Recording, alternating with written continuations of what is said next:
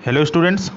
तो आज के इस लेक्चर में हम लोग प्रश्नावली 3.7 का क्वेश्चन नंबर 3 देखने जा रहे हैं। ठीक है, इससे पहले हमने क्वेश्चन नंबर 1 और 2 देख लिया था। तो क्वेश्चन नंबर 3 में क्या कह रहा है कि एक रेलगाड़ी कुछ दूरी एक समान चाल से तय करती है।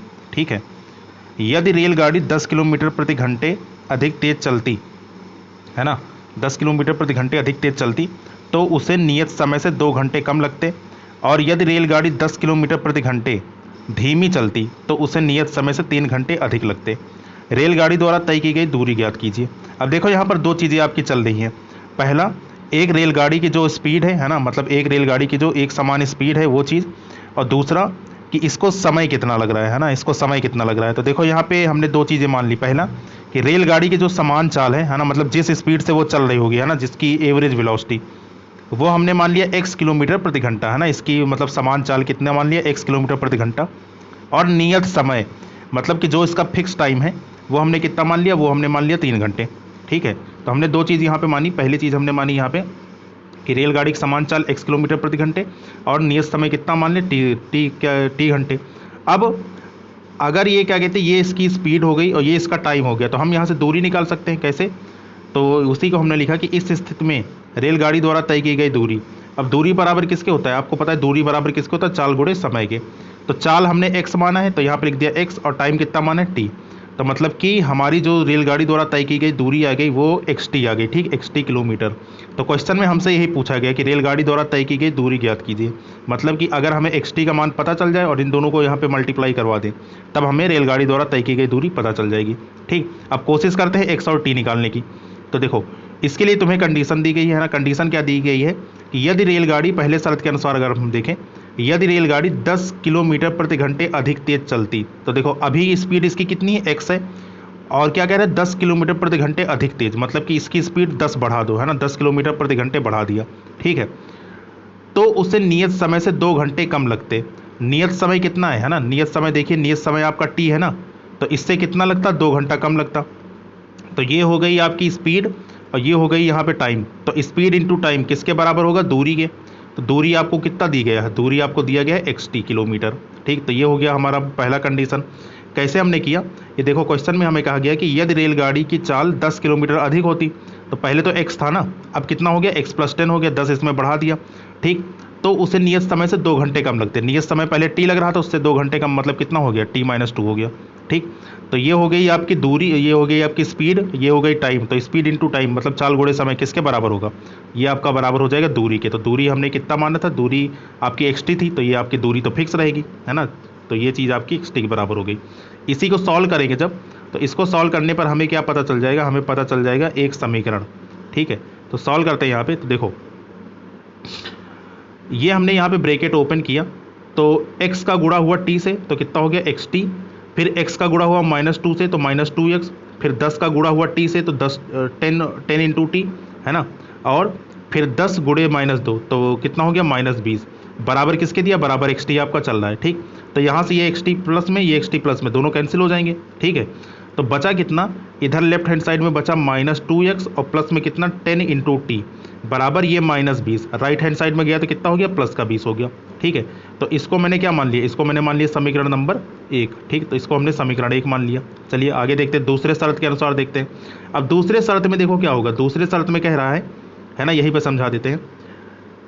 ठीक है, यदि रेलगाड़ी 10 किलोमीटर धीमे चलती, तो देखो पहले रेलगाड़ी की चाल कितनी थी, x थी, अगर वो 10 किलोमीटर धीमे चलती मतलब इसकी स्पीड कितनी होती, x - 10 होती, तो उसे नियत समय से 3 घंटे अधिक लगते। तो नियत समय पहले कितना लग रहा था, नियत समय उसको लग रहा था कितना, t, और उस अब क्या लगते, 3 घंटे अधिक लगते, मतलब t + 3 लगता। और तो ये आपकी क्या हो गई, ये हो गई आपकी स्पीड, ये हो गया टाइम, और स्पीड इंटू टाइम बराबर किसके होगा, दूरी के। तो ये आपका हो गई दूरी। ठीक है, st के। तो इसको हल कर लेंगे तो हमें दूसरा समीकरण मिल जाएगा। ठीक, तो इसी को हल किया गया है अगली स्लाइड में। देखो, तो दूसरे शर्त के अनुसार ये यहाँ पे हमने इसको लिख लिया, x - 10 और इंटू t + 3 बराबर किसके, xt के। सॉल्व करेंगे इसको, तो x का गुणा हुआ फिर से t से तो कितना हो गया हमारा, xt हो गया। फिर x का गुणा हुआ 3 से तो कितना हो गया, प्लस का 3x हो गया, -10 इंटू टी। ठीक, -10 इंटू टी, माइनस का 10t है ना, और -10 गुणे 3, तो -10 गुणे 3 कितना हो गया -30 बराबर किसके xt के। ठीक, तो यहाँ से ये xt से ये xt आपका कैंसिल हो गया ना, xt से xt आपका कैंसिल, तो बचा कितना 3x - 10t बराबर ये -30 है, इधर गया तो कितना हो गया +30। ठीक, इसको हमने मान लिया समीकरण नंबर 2। अब क्या करेंगे, समीकरण 1 और 2 को जोड़ दो। तो समीकरण 1 था हमारा कितना, समीकरण 1 था हमारा -2x प्लस में 10t बराबर किसके 20 के। ठीक है, और समीकरण 3 हमारा, समीकरण 2 हमारा क्या बना, ये बना कि 3x - 10t है ना, 3x - 10t बराबर किसके 30 के। तो दोनों जब जोड़ोगे तो ये दोनों कट जाएंगे प्लस और माइनस, 3 - 2 कितना आ गया x बराबर 30 और 20 कितना आ गया 50। तो वही हमने x की वैल्यू यहाँ पे कितनी लिख दी 50 लिख दी। अब x का मान समीकरण 2 में रख दो, तो x का मान जब समीकरण 2 में रखोगे तो समीकरण 2 कितना है, समीकरण 2 हमारा ये रहा। ठीक, क्या रहा समीकरण 2, 3x - 10t बराबर किसके 30 के। तो 3 गुणे x की वैल्यू कितनी 50 -10 × t बराबर किसके 30 के। ठीक, ये लिख लिया हमने, ये माइनस है। ठीक है, उधर गया तो क्या हो गया प्लस, तो 10t बराबर 150 - 30 है ना। 150 कैसे, देखो यहाँ पे ये -10t इधर राइट हैंड साइड में भेजेंगे तो हो जाएगा प्लस का 10t। ठीक है, और ये जो आपका प्लस का 30 था ये इधर लेफ्ट हैंड साइड में आ जाएगा तो क्या हो जाएगा माइनस का हो जाएगा। तो उसी चीज़ को मैंने यहाँ पे घुमा के लिखा है कि 10t बराबर 150 - 30। तो 150 में से 30 गया तो ऊपर कितना आएगा 120 आएगा, और ये जो 10 यहाँ पे मल्टीप्लाई में है नीचे आएगा तो किस में हो जाएगा डिवाइड में हो जाएगा। ठीक, तो नीचे आपका डिवाइड में हो गया, तो मतलब 0 0 जब कैंसिल होगा तो t की वैल्यू कितनी आ जाएगी 12 आ गई। तो t की वैल्यू 12 और x की वैल्यू कितनी आ गई 50। तो अब हमें रेलगाड़ी द्वारा तय की गई दूरी पता करनी है, तो वो किसके बराबर थी, x × t के बराबर थी। तो x की वैल्यू 50 और t की वैल्यू 12 रख के जब सॉल्व किया तो 12 पंचे कितना 60, मतलब कि 600 किलोमीटर इसका आंसर हो जाएगा। ठीक, तो ये रहा इस क्वेश्चन का हल है ना, ऐसे इसको करना है यहाँ पे। अगला क्वेश्चन देखते हैं, क्वेश्चन नंबर 4। ये भी एकदम सेम है, लेकिन अब की बार यहाँ पे विद्यार्थी और क्या कहते हैं पंक्ति वगैरह दी गई है ना, एकदम सेम क्वेश्चन है ये भी उसी टाइप का। चलो देखो यहाँ पे क्वेश्चन में कहा गया है कि एक कक्षा के विद्यार्थियों को पंक्तियों में खड़ा होना है। ठीक है, पंक्ति मतलब कि ऐसे ऐसे करके जो लाइन लगती है ना प्रेयर के लिए, उसमें खड़ा होना है। यदि पंक्ति में 3 विद्यार्थी अधिक होते तो एक पंक्ति कम होती। अब कह रहा है कि एक कोई लाइन है ना, उसमें अगर 3 विद्यार्थी अधिक होते तो एक पंक्ति कम हो जाती। ठीक है, मतलब कि एक कोई ऐसी पंक्ति हो है जिसमें खाली 3 स्टूडेंट हैं, और 3 स्टूडेंट को दूसरे पंक्ति में उठा के रख दो है ना दूसरे लाइन में, तो एक लाइन कम हो गई ना। ठीक, इसके बाद यदि पंक्ति में 3 विद्यार्थी कम होते, अगर 3 विद्यार्थी कम होते तो 2 पंक्तियां अधिक लगती है ना। अगर किसी लाइन में 3 को कम कर दोगे तो उसके लिए अलग लाइन बनानी पड़ेगी, ये कह रहा है यहाँ पे। तो कक्षा में विद्यार्थियों की संख्या ज्ञात कीजिए है ना, कक्षा में विद्यार्थियों की संख्या ज्ञात कीजिए। अब देखो यहाँ पे आप डायरेक्ट इसको यहाँ पे विद्यार्थियों की संख्या नहीं मान सकते है ना, हमें यहाँ पे पंक्ति और क्या कहते हैं कि वो सब सारी चीज़ें माननी पड़ेंगी। तो हमने क्या कर लिया कि जो पंक्ति है ना उसकी संख्या कितनी मान ली x, तो वही हमने लिखा कि माना पंक्तियों की संख्या बराबर x और प्रत्येक पंक्ति में विद्यार्थियों की संख्या बराबर y। मतलब कि जो लाइन्स हैं है ना, लाइन्स की संख्या हमने x मान ली और एक लाइन में कितने स्टूडेंट है उसको मैंने क्या मान लिया y मान लिया। तो अब जरा देखो ध्यान से, अगर मान लो कि आपके क्या कहते हैं कि जैसे मान लो इसको ऐसे समझना कि 2 लाइन लगी है ना, एक लाइन हमारी ये रही और एक लाइन हमारी ये रही। इसमें मान लो कि 20 स्टूडेंट हैं है ना, और इसमें मान लो कि क्या कहते हैं 20 नहीं है ना, इसको ऐसे मान लो, इसमें मान लीजिए कि 10 स्टूडेंट है ना, और इसमें मान लेते हैं दूसरी पंक्ति में, ठीक है 10 स्टूडेंट है और दूसरी पंक्ति में 8 स्टूडेंट हैं। ठीक है, तो ऐसे करके हमें यहाँ पे दिया गया है। तो देखो अगर पंक्तियों की संख्या, ठीक है पंक्तियों की संख्या मान लो कितनी है, पंक्तियों की संख्या मान लो है यहाँ पे क्या कहते हैं कि 3 पंक्ति हम बना लेते हैं है ना। तो देखो ये रही पहली लाइन, ये रही दूसरी लाइन और ये रही तीसरी लाइन, 3 पंक्ति हमने बना ली। ठीक है, अब हर पंक्ति में मान लो कितने स्टूडेंट हैं, 10 इसमें हैं 10 इसमें हैं। ठीक है, और क्या कहते हैं कि मान लो कि 5 इसमें हैं। ठीक, तो अब यहाँ पर क्या कहते हैं, तो कक्षा में विद्यार्थियों की संख्या कितनी हो जाएगी, तो आप कहेंगे कि इसको ऐड कर लेते हैं ना, तो 10 और 10 20, 20 5 25, कितने लाइन लगी हैं 3 लाइन लगी, तो 25 गुणे 3 कितना हो गया 75 हो गया। तो मतलब कि अगर हमें कक्षा में विद्यार्थियों की संख्या निकालनी है तो उसको निकालने के लिए क्या करना पड़ेगा कि जितनी भी हमारी पंक्तियों की संख्या है, पंक्तियों की संख्या मतलब ये है ना, और जितने हमारी पंक्ति में विद्यार्थियों की संख्या उन दोनों गुणा कर देंगे तो हमें क्या कहते हैं कि कक्षा में विद्यार्थियों की संख्या पता चल जाएगी। तो वही हमें x × y का मान निकालना है। x × y अब कैसे निकालेंगे, इसको निकालने का सेम तरीका है, कैसे जैसे पिछले क्वेश्चन में ट्रेन वाले क्वेश्चन में हमने किया था है ना, वैसे ही यहाँ पे करेंगे हम लोग। तो देखो समीकरण कैसे बनेगा यहाँ पे, तो कह रहा है कि एक कक्षा के विद्यार्थियों को पंक्तियों में खड़ा होना है, यदि पंक्ति में 3 विद्यार्थी अधिक होते, तो देखो पंक्ति में 3 विद्यार्थी अधिक, तो प्रत्येक पंक्ति में विद्यार्थियों की संख्या कितनी है, तो y+3 है, तो मतलब कि पंक्ति में 3 विद्यार्थी अधिक कर लो। ठीक, पहले y थे, अब कितने हो गए, y+3 हो गए। तो एक पंक्ति कम होती, पंक्तियों की संख्या कितनी है, x, और इसमें एक पंक्ति घटा दो तो ये आपने x-1 कर दिया। तो ये रही पंक्तियों की संख्या, ये रही विद्यार्थियों की संख्या, तो ये बराबर किसके हो जाएगी, टोटल विद्यार्थियों की संख्या के, x × y के। ठीक, एक समीकरण हमारा ये बनेगा, इसको हल कर लेंगे तो हमें x और y में एक रिलेशन पता चल जाएगा। दूसरे शर्त के अनुसार अगर हम देखें तो यदि पंक्ति में 3 विद्यार्थी कम होते, तो पंक्ति में विद्यार्थियों की संख्या अब की बार कितनी है, y-3 है ना, पहले y थी, अब कितनी हो गई, 3 विद्यार्थी कम हो गए ना, तो y-3 हो गया। तो यदि पंक्ति में 3 विद्यार्थी कम होते तो 2 पंक्तियां अधिक लगती, तो 2 पंक्तियों की संख्या कितनी है, x, तो x में क्या होगा, 2 बढ़ गया। ठीक, तो 2 पंक्तियां आपकी अधिक लग गई, बराबर ये आपकी विद्यार्थियों की संख्या हो गई। ठीक है, x × y हो गया। तो एक समीकरण हमारा यहाँ से निकल कर आएगा, इसको जब हल करेंगे दूसरा समीकरण हमारा यहाँ से आ जाएगा, और इस प्रकार से दोनों को हल कर लेंगे तो हमारा आंसर निकल आएगा। ठीक, चलो सॉल्व करते हैं इसको। तो देखो, तो प्रथम शर्त के अनुसार हमने वही कंडीशन बना लिया कि जो y है, ठीक है y, तो y में हमने क्या कर लिया, 3 ऐड कर दिया, तो y हमारा क्या है, स्टूडेंट की संख्या। तो अगर स्टूडेंट की संख्या 3 ज़्यादा है तो पंक्तियों की संख्या क्या हो गई, 1 कम हो गई। तो x-1 × y+3 बराबर किसके, x × y के। ठीक, तो अब जरा देखो इसको सॉल्व करेंगे तो x और y का गुणा कितना हो गया, xy, और x × 3 कितना हो गया, प्लस में 3x, माइनस y × 1, माइनस में y, ठीक है, और -1 × 3 कितना हो गया, -3, बराबर किसके, xy के, है ना। तो अब जरा देखिए यहाँ पे, तो ये xy प्लस में दोनों कैंसिल होंगे, ये -3 इधर आएगा राइट हैंड साइड में तो प्लस का 3 हो जाएगा, तो मतलब हमारा एक समीकरण ये बन गया, 3x - y बराबर किसके, 3 के। द्वितीय शर्त के अनुसार देखो क्या वो कहते हैं, है ना, द्वितीय शर्त में बोला था कि अगर विद्यार्थियों की संख्या 3 कम कर दी जाए तो पंक्तियों की संख्या 2 बढ़ जाती है। तो विद्यार्थियों की संख्या मैंने 3 कम कर दिया तो पंक्ति की संख्या में कितने बढ़ गए, 2 बढ़ गए। तो इन दोनों का जब गुणा किया, है ना, तब हमें स्टूडेंट की संख्या ही तो मिलेगी, तो बराबर किसके, x × y के, ये हो गया। सॉल्व करेंगे इसको तो x × y xy plus 2 × y, है ना, सॉरी, प्लस x × -3, तो कितना हो गया, माइनस का 3x, ठीक है, प्लस 2 × y कितना हो गया, प्लस का 2y, और 3 दूनी कितना हो गया, -6, बराबर किसके, x × y के।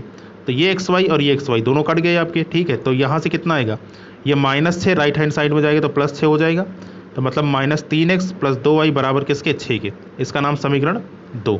तो समीकरण 1 और 2 को हल करेंगे जब, तो देखो कितना आएगा, तो समीकरण 1 और 2 से क्या करेंगे, तो देखो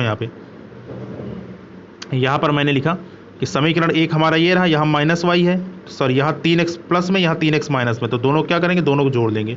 तो दोनों को जब जोड़ेंगे तो वही चीज़ मैंने लिखा, समीकरण 1 + 2 को जोड़ने पर, तो जोड़ दो तो 3x - y बराबर किसके हैं, 3 के, है ना। तो देखो 3x - y बराबर 3 और -3x + 2y बराबर 6, प्लस माइनस ये कैंसिल हो गया, y - 2y और माइनस का y कितना आएगा, y, और 6 3 कितना हो जाएगा, 9, तो मतलब y की वैल्यू कितनी आ गई, 9। तो y की वैल्यू रख देंगे किस में, समीकरण नंबर 1 में। तो समीकरण 1 में जब y की वैल्यू रखोगे तो देखिए भाई यहाँ पे कितना आ जाएगा, समीकरण 1 हमारा कितना है, 3x - y बराबर 3 के, तो ये -y राइट हैंड साइड में जाएगी तो +y हो जाएगा, और y का मान कितना है, 9, तो मतलब कि कितना हो गया, 3 + 9, 3 + 9 कितना हो गया, 12।